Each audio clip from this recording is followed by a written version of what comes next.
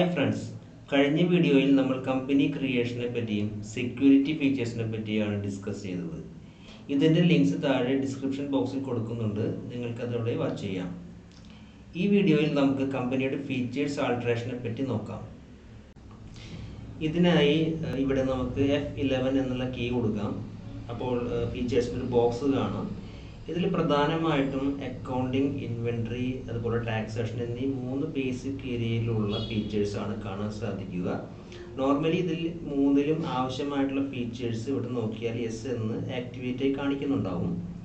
ഇനി നിങ്ങൾക്ക് ഇതിൽ തന്നെ കൂടുതൽ ഓപ്ഷൻ ഫീച്ചേഴ്സിൻ്റെ ഓപ്ഷൻ കാണണമെന്നുണ്ടെങ്കിൽ അതിനും നമുക്ക് ഇവിടെ ഷോ മോർ ഫീച്ചേഴ്സ് എന്നുള്ളൊരു ഇതുണ്ട്, യെസ് കൊടുക്കുക. അതിന് താഴെ ഷോ ഓൾ ഫീച്ചേഴ്സ് എന്നുള്ളൊരു ഓപ്ഷൻ കാണാം, അവിടെ യെസ് ആക്കുകയാണെങ്കിൽ ടാലിയിലുള്ള ഫുൾ ഫീച്ചേഴ്സ്, ഇതിലുള്ള ഫുൾ ഫീച്ചേഴ്സ് നമുക്ക് അവൈലബിൾ ആകും, കാണാൻ സാധിക്കും. ഇതിൽ അക്കൗണ്ടിങ്ങിൽ മെയിൻറ്റെയിൻ അക്കൗണ്ട്സ് യെസ് കൊടുക്കുക, enable bill wise entry yes, enable cost centres നമുക്ക് ഇവിടെ ആവശ്യമായിട്ടുള്ളത് കൊണ്ട് നമുക്ക് ബിസിനസ്സിനനുസരിച്ച് കോസ്റ്റ് സെൻറ്റേഴ്സിൻ്റെ ആവശ്യമുള്ളത് കൊണ്ട് നമ്മൾ യെസ് കൊടുക്കുന്നു. ഇവിടെ നമ്മൾ യെസ് ആക്കുന്നു. ഇത്തരത്തിൽ നിങ്ങളുടെ ബിസിനസ്സിന് ആവശ്യമായ രീതിയിൽ നിങ്ങൾക്ക് അതിൽ ഫീച്ചേഴ്സിൽ മാറ്റം വരുത്താം. മെയിൻറ്റെയിൻ ഇൻവെൻട്രി യെസ് കൊടുക്കുന്നു. ഇൻ്റഗ്രേറ്റ് അക്കൗണ്ട്സ് വിത്ത് ഇൻവെൻട്രി നമ്മൾ യെസ് കൊടുക്കുകയാണ് ഈ ബിസിനസ്സിൽ ആവശ്യത്തിനനുസരിച്ച്. ഇനിയിപ്പോൾ നിങ്ങൾക്ക് ഇൻവെൻട്രി ഇല്ല, ബിസിനസ്സിൽ ഇൻവെൻട്രി ഇല്ല എന്നുണ്ടെങ്കിൽ മെയിൻറ്റെയിൻ ഇൻവെൻട്രി എന്നുള്ളിടത്ത് നോ കൊടുക്കാവുന്നതാണ്. അക്കൗണ്ട്സ് മാത്രമേ ഉള്ളൂന്നുണ്ടെങ്കിൽ അതിൻ്റെ ആവശ്യമുണ്ടെങ്കിൽ അത് മാത്രം ചെയ്താൽ മതിയാവും. അതുപോലെ ഇനി ഇവിടെ നോക്കുകയാണെങ്കിൽ ടാക്സേഷൻ എന്നുള്ള ഇതിലേക്ക് പോവുകയാണെങ്കിൽ എനേബിൾ GST നമ്മൾ യെസ് കൊടുക്കുന്നു. നമുക്ക് ജസ്റ്റ് ക്ലിക്ക് ചെയ്ത് നോക്കാം. ഇവിടെ നമുക്ക് സ്റ്റേറ്റ് നമുക്ക് കേരള, അതുപോലെ നമുക്ക് രജിസ്ട്രേഷൻ ടൈപ്പ് ഇവിടെ നമ്മൾ റെഗുലർ കൊടുത്തതിന് ശേഷം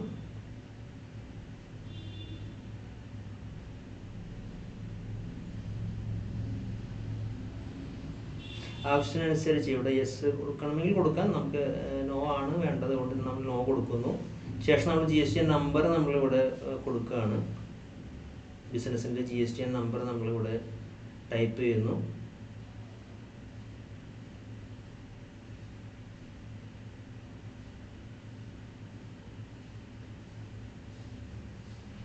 GST നമ്പർ കൊടുക്കാം. ശേഷം നമ്മൾ മന്ത്ലി ഓർ ക്വാർട്ടർലി, നമുക്ക് മന്ത്ലി ആണ്, മന്ത്ലി ചൂസ് ചെയ്തു. പിന്നെ ഫ്ലഡ് സെസ് നമുക്ക് ഇപ്പോൾ അവൈലബിൾ അതിൻ്റെ ഇത് വരുന്നില്ല, അതുകൊണ്ട് നമ്മൾ നോ കൊടുക്കുന്നു. ഇനി നിങ്ങൾക്ക് ടാലിയിൽ നിന്ന് നേരിട്ട് GST അപ്ലൈ ചെയ്യുന്നവരാണെങ്കിൽ ഇവിടെ ഓപ്ഷൻ ഉണ്ട്, GST user name, mode of payment ഉണ്ട്. അതുപോലെ ഇൻവോയ്സ് എമൗണ്ട് 50,000-ന് മുകളിൽ വരുന്ന ബില്ലുകൾക്ക് ഇ-വേ ബിൽ നിർബന്ധമാണ്. നമ്മളിവിടെ യെസ് ഇതിനായിട്ട് കൊടുക്കുന്നുണ്ട്, ആക്സെപ്റ്റ് ചെയ്യുന്നു. അതുപോലെ തന്നെ നമുക്ക് ഇവിടെ നോക്കാം. ഇപ്പോൾ നമുക്ക് വീണ്ടും ബോക്സിലേക്ക് വന്നിരിക്കുകയാണ്. ഓൺലൈൻ ആക്സസിൽ enable browser access to for reports നമുക്ക് വേണമെങ്കിൽ യെസ് കൊടുക്കാം. അതുപോലെ തന്നെ ഇതിൽ പേറോൾ, മെയിൻറ്റെയിൻ പേറോൾ വേണമെങ്കിൽ നമുക്ക് യെസ് കൊടുക്കാവുന്നതാണ്. നിങ്ങളുടെ ബിസിനസ്സിനനുസരിച്ച് ഓരോന്നിനും നമുക്ക് വ്യത്യാസങ്ങൾ വരുത്തി ഇത് നമുക്ക് സേവ് ചെയ്യാം.